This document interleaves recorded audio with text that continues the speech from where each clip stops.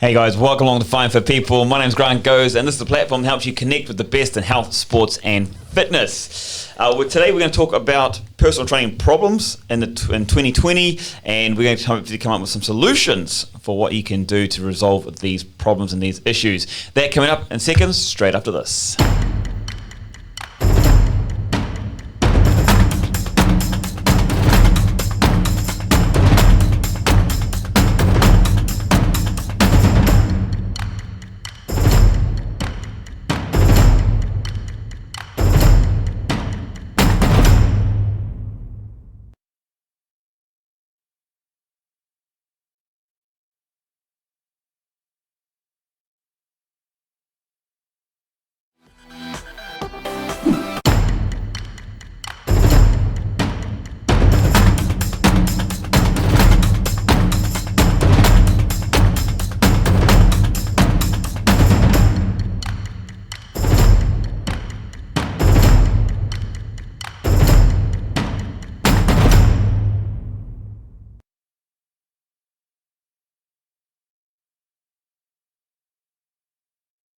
Hey guys, welcome back to Fine for People. We're talking about PT problems and Mum love ya, Dad love ya.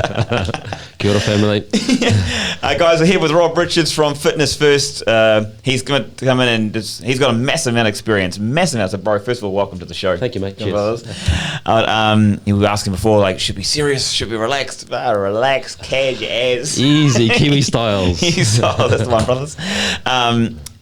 Let's just dive into you first, because you have got an extensive background in this industry, and it's obviously good for people to know that you actually know what you're talking about, bro. Yeah, it depends who you ask. I started, I guess, when I was about 12 or 13. I was doing martial arts. Oh, really? Did that for about 14, 15 years. Like Kung Fu Panda, or you like Jackie Chan? Mate, I was like Mighty all of Mouse. them. I was like Steven Seagal. I had the big ponytail. The whole.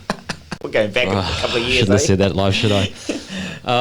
So I did that for like 14, maybe plus years, and all my friends were getting like degrees and this and that, and getting proper jobs and stuff. And I thought, shit, what can I do with this? You know, what can I do with all this martial arts? So another friend had just started in boxing and fitness clubs, so I thought, I'll give that a go.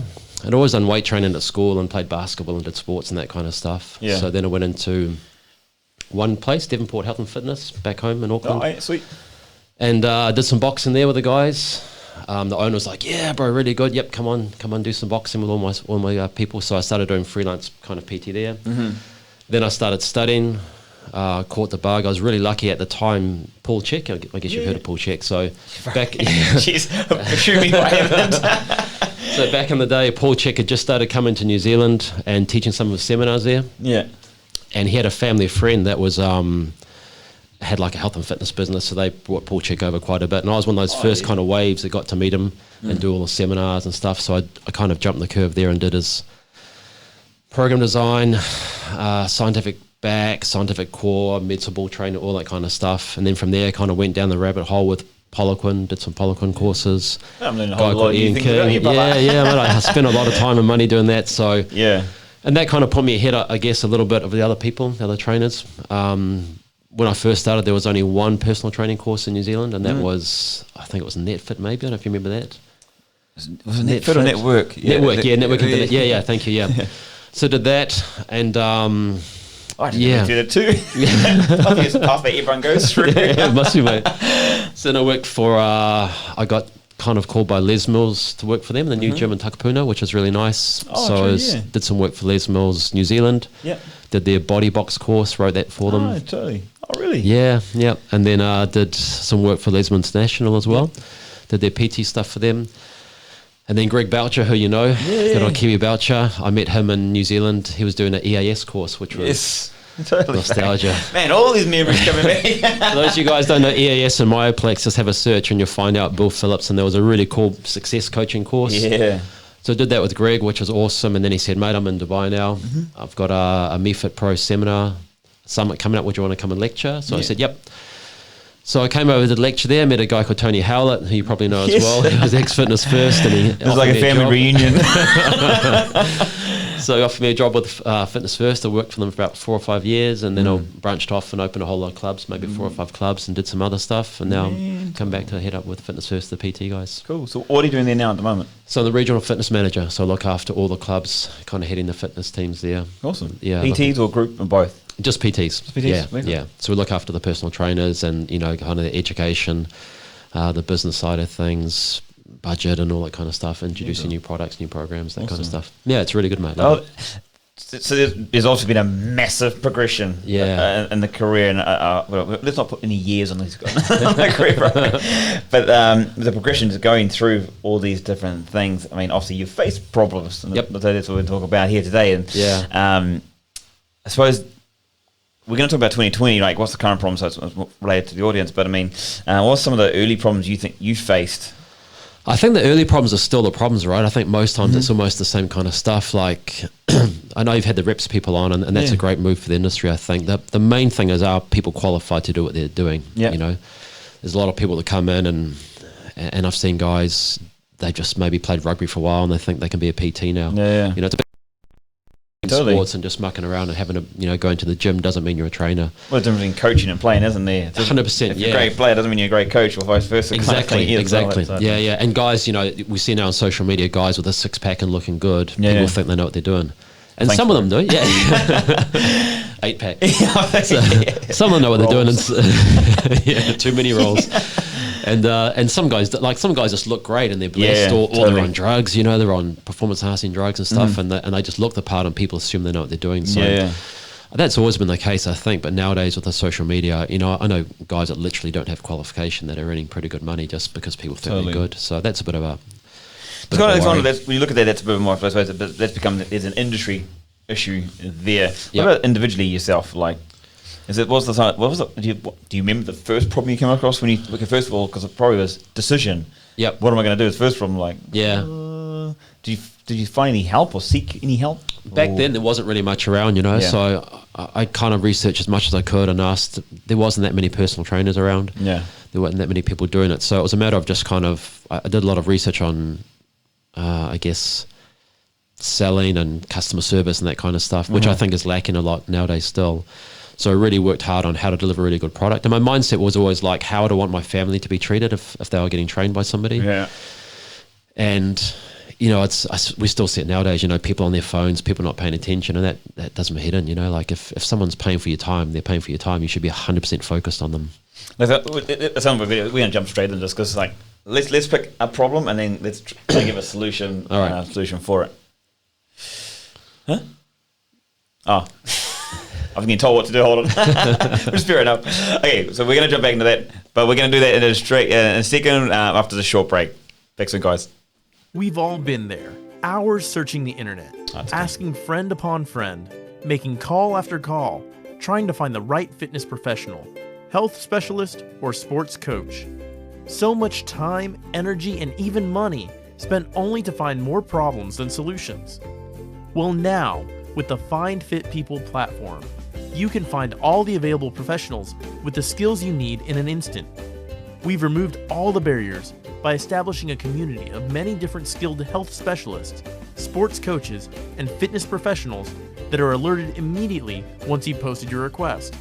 In under 30 seconds, you can attract multiple professionals with the right skills to help you achieve the result you want. It's simple, fast, and free. Find us online at www.findfitpeople.com or download the Find Fit People app from Apple or Google Play stores so you can find fit people today.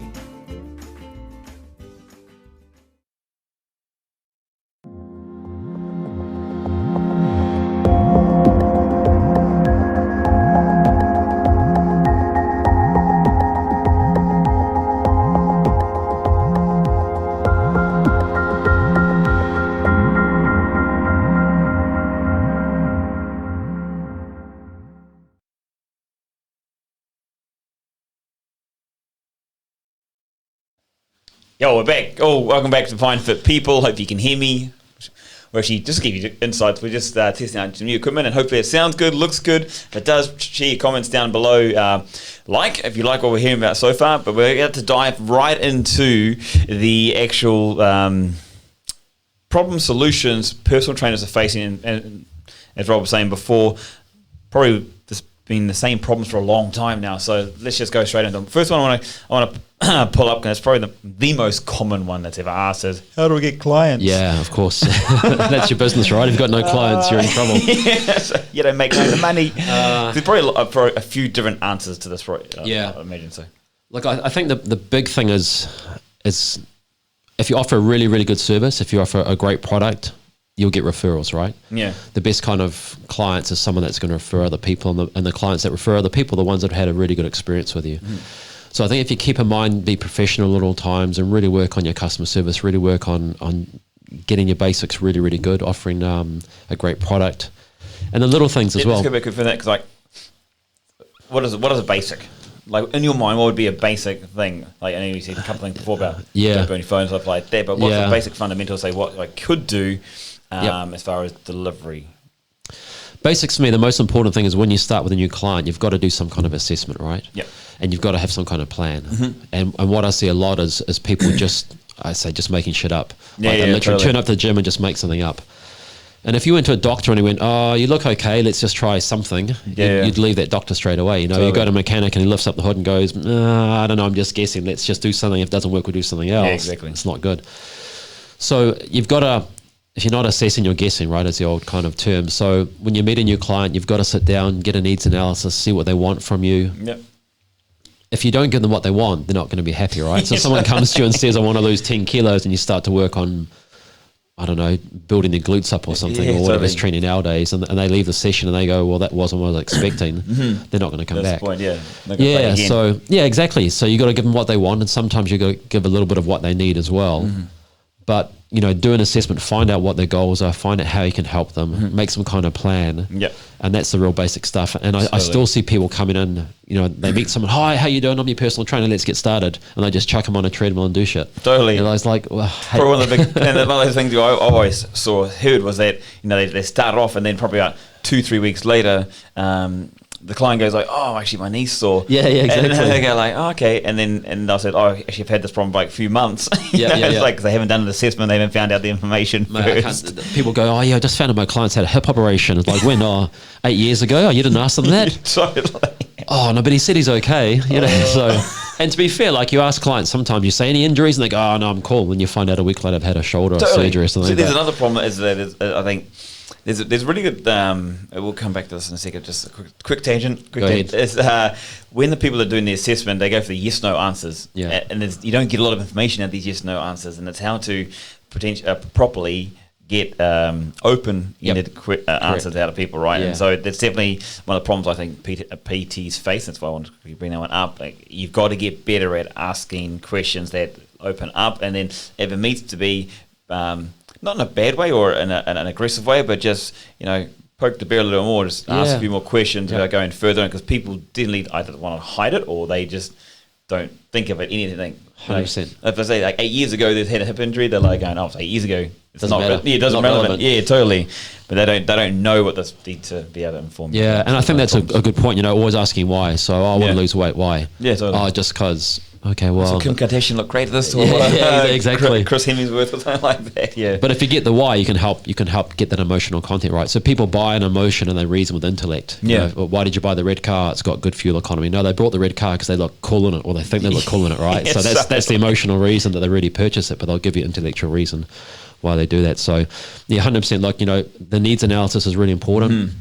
Why have they come to you? Get a strong why on that, and you can always come back to that. Always go back to that if you find they're waning off their enthusiasm a bit. You know, like Grant, mate, you said you want to do this. This was really important to you. Make sure that kind of stuff. So and you have reason to keep them motivated as well, don't you? Yeah. That's probably one of the. Again, there's another problem. There's tons of problems. Yeah, we might be here all day, guys. But there is that side of it. So there's assessments. Let's just try and keep it a problem solution. That way, but Yeah, so the assessment's really important. Then I think you hit on that kind of point about progress as well. And I see people don't really keep the motivation up. They don't do the progress reports. You know, like back when I was full-time PT, when I first started, I used to have a little folder and have all my clients' workouts. And you could literally say, what was the third workout your client did 3 years ago? And I could tell exactly what it was. Yeah, exactly what it was.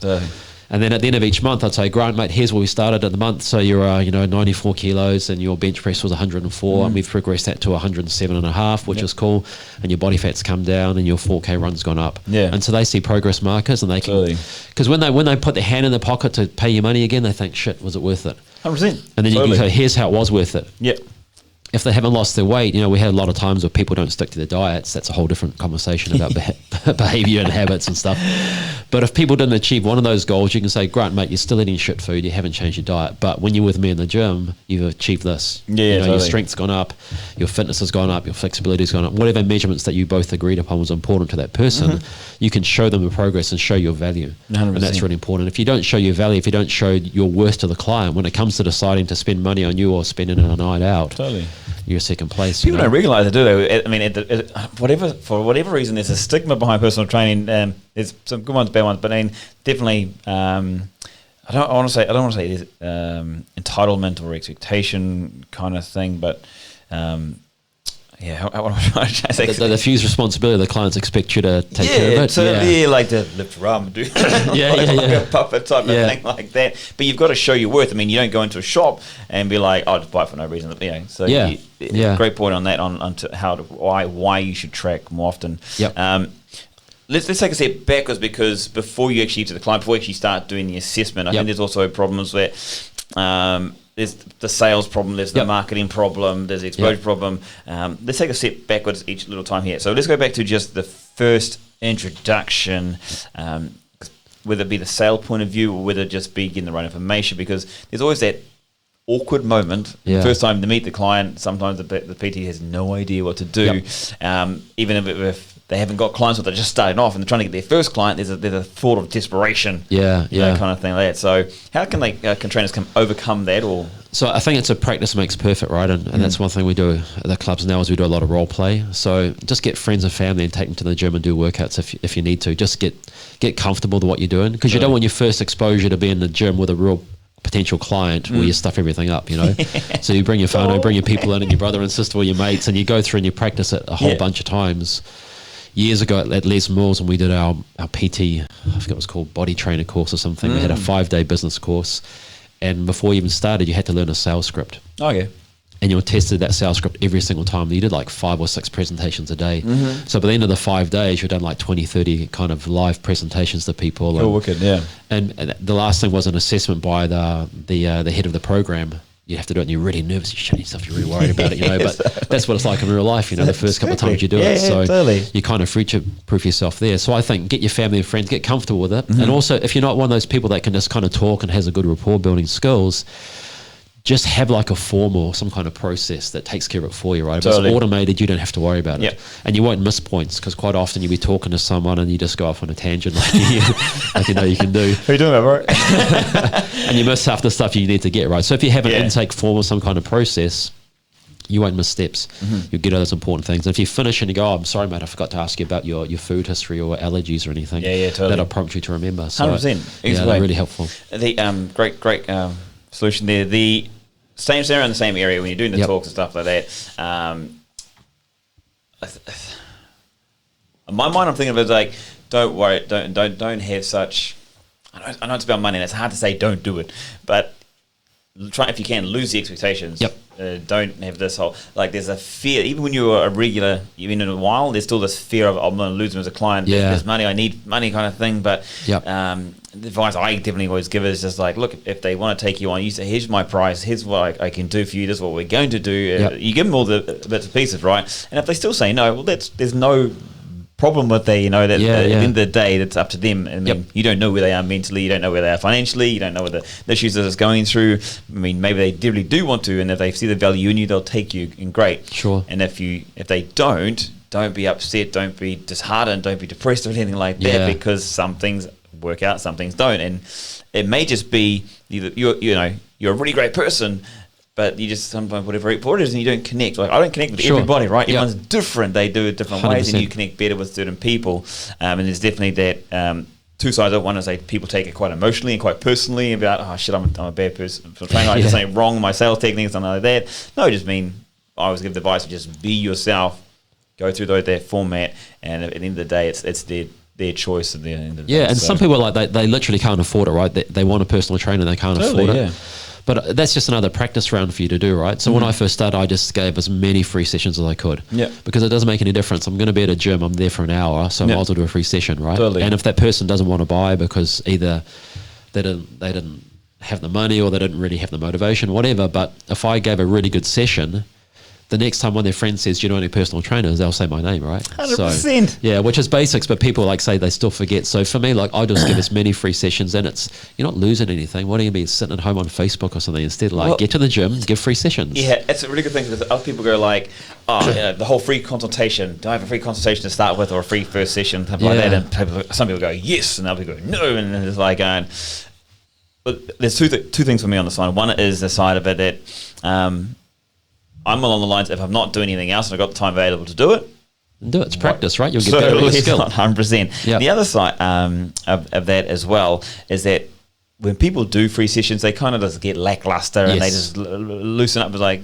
at the end of the day, you still want, it's marketing for you because that is your service and that's how you're going to be seen. That first impression, that first session they go through. Yeah. So if you're doing free sessions, and I definitely would recommend you do, if you're starting off, do the best damn free session you could ever do, because if they don't come on with you, don't worry about it, but they will tell someone else, and if for whatever other reason you don't know anything else about it. So definitely take a look, different perspective on that one. Yeah, I agree. I think I say to people, imagine that's one of your family members and someone's training them. How would you want them to be trained? Totally. Like if someone's training my dad and he's got a free session, he belongs to a gym. Dad, shout out to Dad. he's got a free session at the gym he goes to, and the guy just gives him a shit service. Man, I'll be horrified, right? Exactly. 100%. So you want to give people your best because that's a reflection on who you are and who you think you are. If you think, oh, this guy doesn't have money, I'll just do whatever. Yeah. It's a bad reflection on you because the guy's paid his money. You've agreed to give a free session. Give your best session you can. Totally. 100%. Yeah.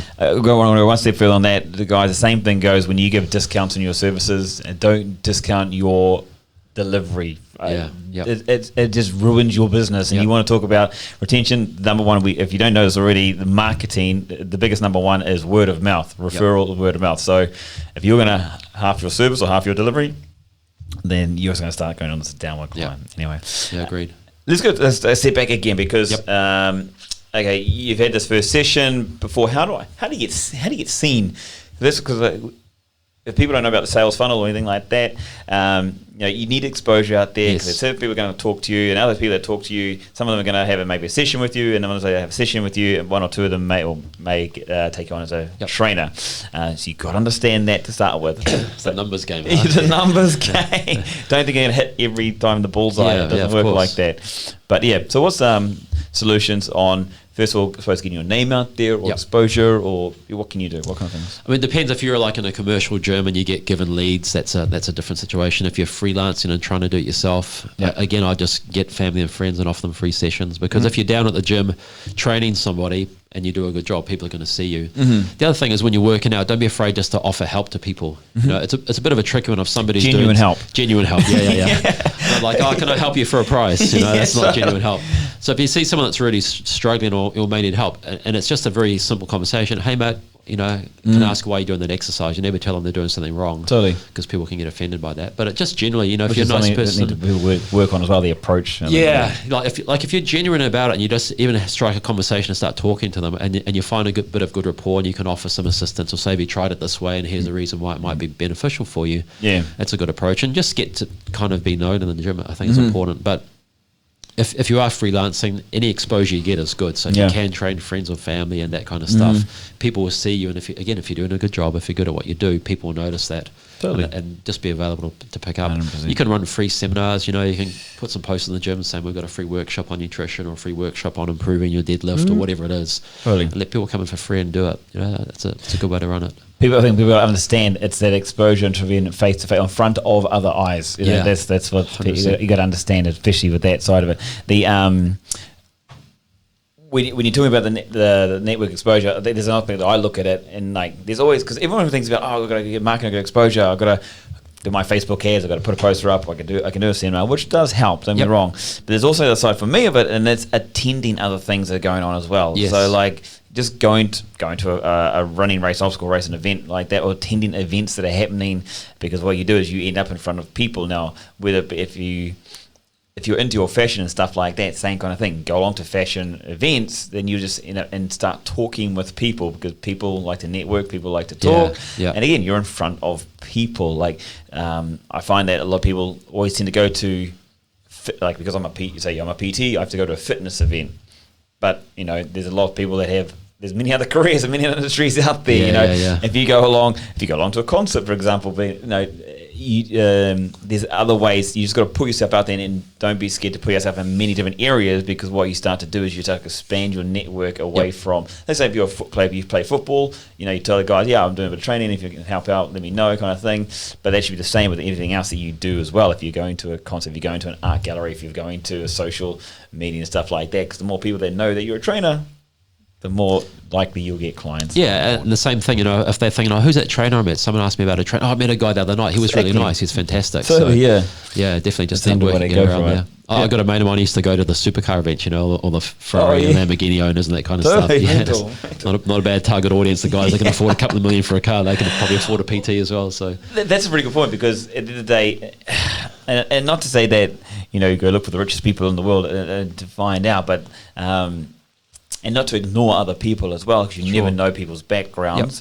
But then there's also just be a little smarter sometimes about when you are going to other events or you're going to do something, who's your audience? Because a lot of people lose track of they go, okay, I'm doing a seminar, and that's what they just do, a general seminar where they may not be, for example, they might specialize in pre-postnatal, is their speciality, but they're doing a general event, or probably should be doing an event more specialised to mums or that they're kind of saying mums to be. That's where it should be. So I remember reading Ian King is a really amazing strength coach from Australia. He's around the same kind. Him and Poliquin used to do a lot of stuff together, and I learned a real critical thinking stuff. He's an amazing thinker, really, really good. King Sport, if you want to check out, I think online, King Sport.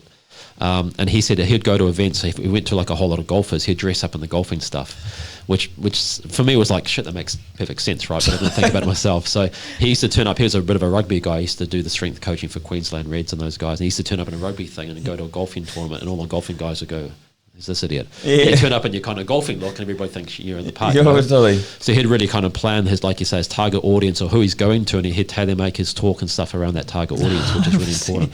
Context, right? Yeah, 100%. Yeah, context's great, but context is very really beneficial important as well. Yeah, 100%. Okay, you go to this out, and you're talking about there. I think, but before you go out and start doing those things, you've got to understand you and what you want to get out of it. I think there's going to be two phases. One's going to be the person who just like, I'm just want to get the feelers out there and try different things. And that's when you've got to attend to different workshops or different places, or go to different classes, or different even take on a physiotherapist, a personal trainer, go to chiros, and go to all these different specialists in different areas, and so you can start looking at what you enjoy or you connect with, right? And but then definitely you need to know. So it's about being smart, and we always talk about this. You always got a limited amount of time. There's only 24 hours in a day, and how you spend that time is really important. So an issue being, if you want to be better, I think with this day and age in 2020, with the amount of numbers of trainers available and coaches available and stuff. Everyone's a PT Everyone's a PT. Well, I did a push-up on PT now. Yeah, exactly.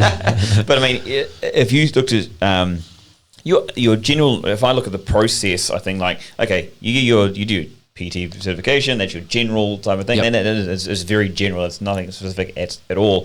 And then you start looking, okay, where do I want to do? What do I enjoy most? If you're into sports and you love playing sports, if like you want to be a strength rugby coach at the end of the day, then everything you should be orientated towards is exactly that. When you're marketing, when you're selling yourself, and you're talking to people, that's what I want to do, and that's the outcomes I want to get involved with. And it's really important in my mind to understand which direction you're going to go, so you can focus on what you want to learn and do. You've got to follow your passion, right? Because if you like, I've learned a lot of stuff since I've been in the industry, and I've never wanted, no offense to anybody, but never wanted to train pregnant people. It doesn't. Totally, that's fine, right? So don't judge. I'm the same. So like, I've never done those courses and stuff, and that's not an avenue I've gone down. But I did the strength conditioning and the kind of sports stuff, and I enjoyed that. And recently, the last probably 10, 12 years, I've been doing more of the rehab kind of stuff. With brain-based fitness and stuff. But you're right. If you don't have a plan of where you want to end up, you just end up kind of taking any people and just doing anything, then you don't enjoy your job so much as Totally. well, which is a real shame. Yeah, at the beginning you got to do the funny hours and the long hours, long days. You got to put the time in. You got to do the apprenticeship, but you've got to have, like you say, an end goal of where you want to go and the kind of specialized skills you want to do, and that takes time as well. You know, to get really, really good at what you're doing. It's years, mate. You know, you can't do a weekend course and all of a sudden you know how to do rehab and stuff. You know, there's a long. I'm a doctor already. Yeah, exactly. I'm certified. CrossFit 2 weekends, I'm done. So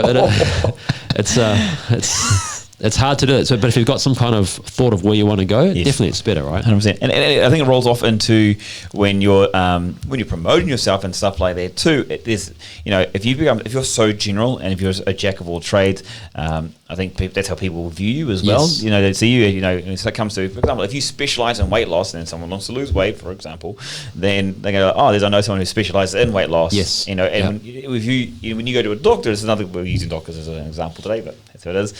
If you're looking for a doctor, are you looking for a general doctor? Are you looking for someone who's a brain specialist, for example? If you got something going on wrong with your brain, or if you're looking for someone who's specialized in cardiology, you know that's better value. You know, there's better service. You know, there's a better result that's going to come out of that. So when you pick your direction and you focus on that direction, that's you, and own it with your passion. And then definitely when the referrals go out there, then people know you. Oh, that's a great rugby coach or great strength conditioning coach for rugby. That's very wonderful for netball. And generally, price-wise, you can put your price up, right? The more specialised you are, the more niche market you can start to charge a bit more as well, and kind of differentiate yourself. Which is important. Yeah. Massively, it's about, mate. Let's put it out there. Let's be very real that when you get into the person, it is a job, as a business, and you need to make money. Simple as that. If the biggest problem as a trainer, the ones that ain't making money don't have a job. It's tough. It's tough. And like I say, it's a long hours, you know, it's one of those jobs people think are a bit romantic, like, I could be a PT, it's pretty easy. Totally. Get up at 5 o'clock for your clients, finish at 9 o'clock at night with your clients, you know, it's tough. It's a different thing. Let's go. We've definitely gone back far enough. I think let's just jump all the way back into the problems we're facing as a trainer, maybe today in delivery, I suppose, with the training side of things. What's some of the problems or some I think, again, constantly I see people just not having a real plan and a real focus.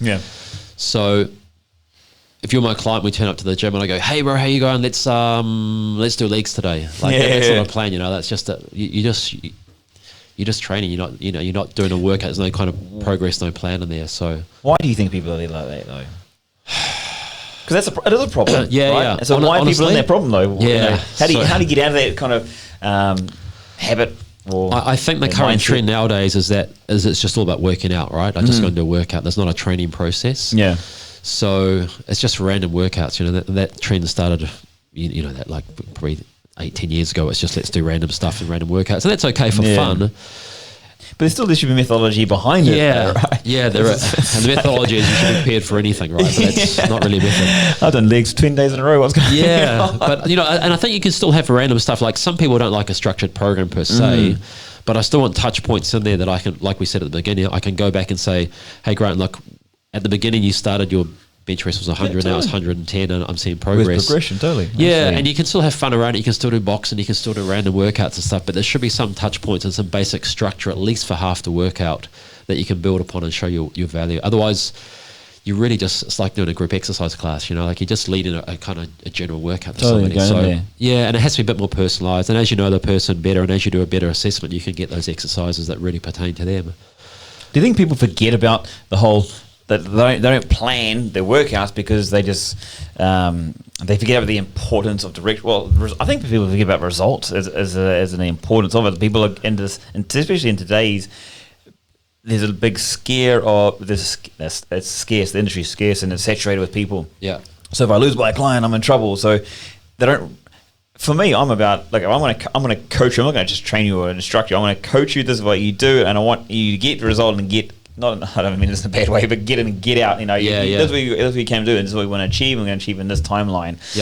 I see this is my perspective on it. I see it as far more powerful as a trainer or as a referral, whatever we call it. That if I get you that, they're going to love it. They're going to be that was amazing, great. And yes, they stop training with you. Okay, yes, I lose that now as a client, they're gone off or he's gone off to do Yep. whatever. But man, he's going to tell someone else, she's going to tell someone else, and someone else is going to come and take that spot. Yeah, of course. Yeah. And there's a big fear out there these days about, oh man, am I going to sustain if I lose another client? Yes. And you hear it, especially here in Dubai, you hear it a lot about, oh, it's summer season. Yeah. People are going away. So they're not training people the way they should be. Yep. You know what I mean? How can someone get over that kind of their mentality? I think like two things. Just because someone's achieved their goal doesn't mean you can't reset another goal and keep them on as a client. Totally. So that can happen a lot.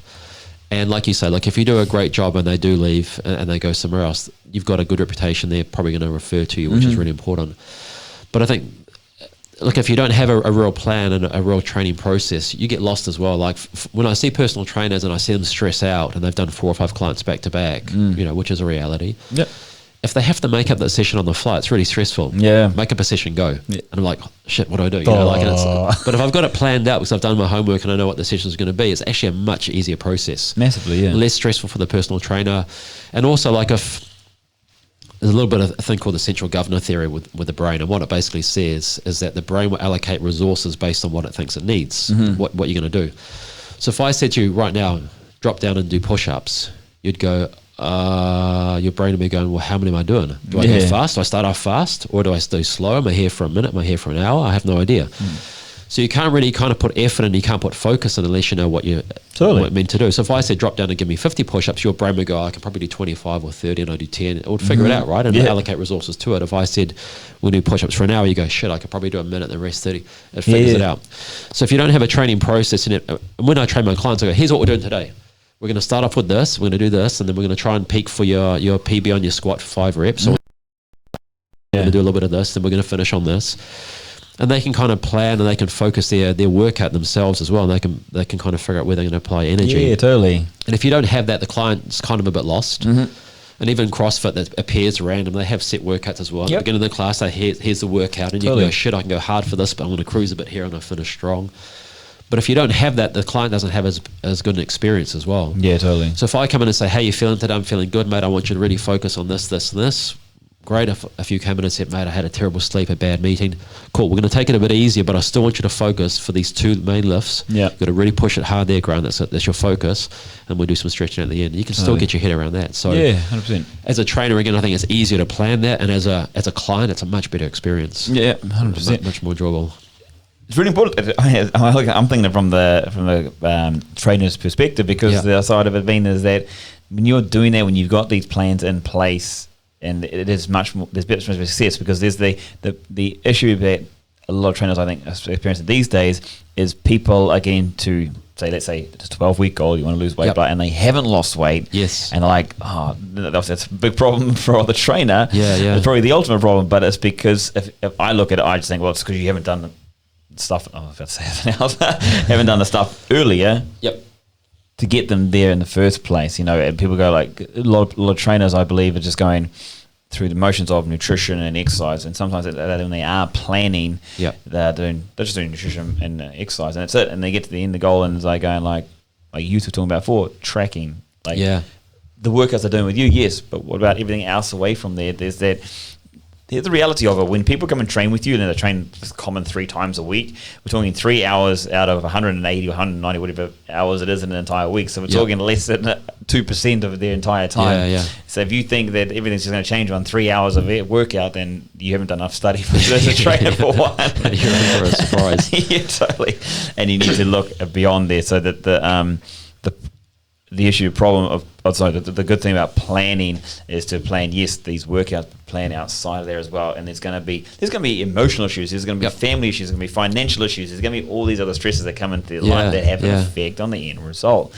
And that's the massive problem people that I believe are facing because of the lack of planning. And that's like holistic approach, isn't it? It's a bit of a buzzword at the moment, holistic. Holistic doesn't mean we go vegan and start chanting, it just means we're taking it.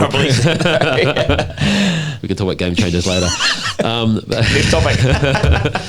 But the holistic approach is taking the person's lifestyle, like you say, there's sleep and stress. We just introduced a new thing at Fitness First, the Whole Life Challenge, which is an amazing product, and it's like a kind of a plug-and-play 6-week challenge, which looks at those things, your nutrition habits, your sleep habits, mobility, stretching, reflection, wellness, all that kind of stuff.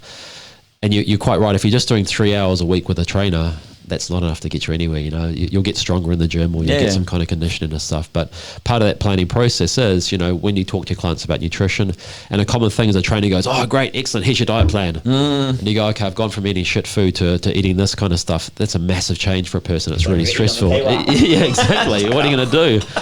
So it should be small steps, you know. Let's have a look at your last 3 days eating. Let's get a bit of an idea of what you eat. Okay, I want you to make one change only, and that's I want you to stop drinking the sugar drinks at night. Don't be naive as a trainer either. Just because someone goes like, "Oh yeah," when you ask them, what do you eat? Oh, I eat lettuce. Eat healthy meats and I tell you, salads must be the most highly calorific foods in the world, because everybody you meet that's 50 kilos overweight goes, "Oh, I just have a salad for breakfast and I have some vegetables and then I have a salad at night." And you go, "Mate, you're 50 you're 50 kilos overweight, mate. You haven't been eating salads." Let's be honest. I might be here, but there's a whole lot of other shit. Yeah, exactly. Just poured oil on top of that damn thing. So yeah, you got to get that honesty from the clients. Sorry, and that's a problem that you'll probably face if you haven't got any results. Sorry. Yeah, no, it's fine, mate.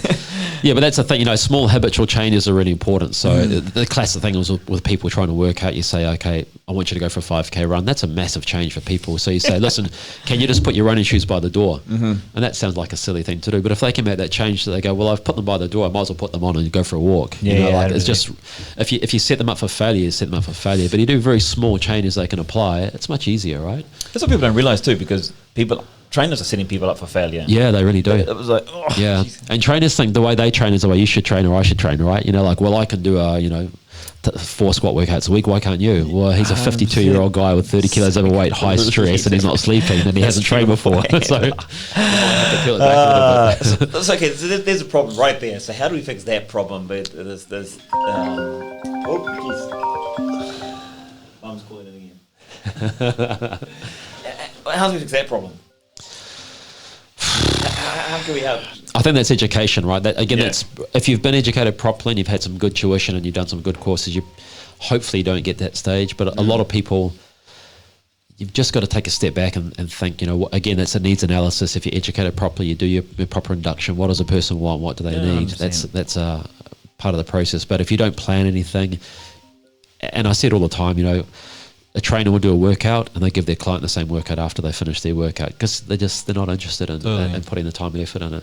And that's a shame. You know, I think people pay good money. You know, I get food on my table at home because of people paid money for my PT service. So I deserve to give them the best. You know, that they pay for my food, they pay for my petrol, and they should really get a good service. And I think also people believe that I train you at 10 o'clock to 11 o'clock and my job's finished. Yeah, but it's not because, you know, I've still got to keep it. That one. Yeah, totally. Like there's more to that, you know. So, and there's ways you can systemize it, and there's ways you can send out kind of emails to all your clients to make it a good system, so you don't spend a lot of time per person. But there should be some stuff outside of that, you know. Yeah. Back when I was the old EAS days, back when I was full-time PT in New Zealand, I used to get my clients the protein shakes. I used to buy their supplements. I used to do their diet plans and stuff. And I'd compress it into like 1 or 2 hours a week. Or I'd go to the factory and I'd get all the protein powders and buy it for them and deliver it to their homes. Not one by one. Yeah, exactly. Yeah, it's a bit of a pain. Smart. Yeah, exactly. But that's part of the service as well, right? And they appreciate that, and you get referrals, but they get results as well. Because sometimes these people, you say, go and get this, go and do that, they won't do it. But if you could help them along the way, it makes it easier, 100%, right? Totally. Yeah. That's the problem. There are so many problems out there. I believe we're actually coming quite close to the time. Our time is up, but look, there is a lot of problems when it comes to as a trainer within the industry. 100%. What's probably the one? Okay, yeah. What for you? What's the one big problem solution? The one you would target people to focus on, and let's do it for the people getting into the industry. Yeah, look, I think practice makes perfect, right? So find a good education provider. Yep. Fitness First, we have the Fitness First Academy, which is really good, and we go through that kind of stuff. Yes, mate, it's really good. We're really proud of that. Yeah. It's a great thing for us. There's lots of people you can go to, but we have our own one in-house, and get really good basic education levels because it all rides on your basics. You know, if your basics is good, you'll do well, and then just practice. You know, a lot of people, it's like the old cliche when you drive your car, you get your driving license. Doesn't mean you can drive. It just means you can get on the roads. You know, over here, you know, that's like doesn't mean ever. Yeah, exactly. But I think, you know, get your basics, get a good induction form, get your needs analysis, get your good structure, so it's all structured and in place. So you're not making stuff up when you arrive. Get a really nice structure and practice the hell out of it, and you'll do well. Totally, 100%. Awesome. Yeah. Guys, if you have any comments, questions, please put them in the comment section down below. Bro, if they want to get a hold of you, who do they? How do they? Mate, I You're don't on have social Facebook, media, I don't have Instagram, I don't have anything. So if you want to get hold of Grant, I guess if anyone really wants us, you can get hold of you, and you can get hold of me, kind of thing. Yeah, cool. yeah, no worries. Chuck your comments down in the section below, and we got to do it that way. But guys, thank you very much for joining us today. This is a massive topic. We haven't even scratched the surface, I don't believe. As far as we can do a few more. Yeah, totally.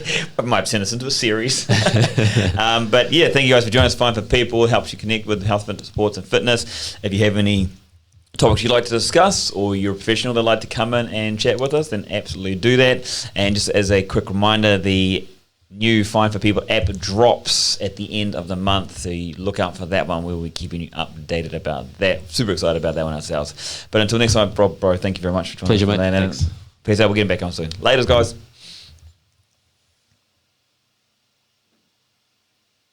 We've all been there, hours searching the internet, asking friend upon friend, making call after call, trying to find the right fitness professional, health specialist, or sports coach. So much time, energy, and even money spent only to find more problems than solutions. Well, now, with the Find Fit People platform, you can find all the available professionals with the skills you need in an instant. We've removed all the barriers by establishing a community of many different skilled health specialists, sports coaches, and fitness professionals that are alerted immediately once you've posted your request. In under 30 seconds, you can attract multiple professionals with the right skills to help you achieve the result you want. It's simple, fast, and free. Find us online at www.findfitpeople.com or download the Find Fit People app from Apple or Google Play stores so you can find fit people today.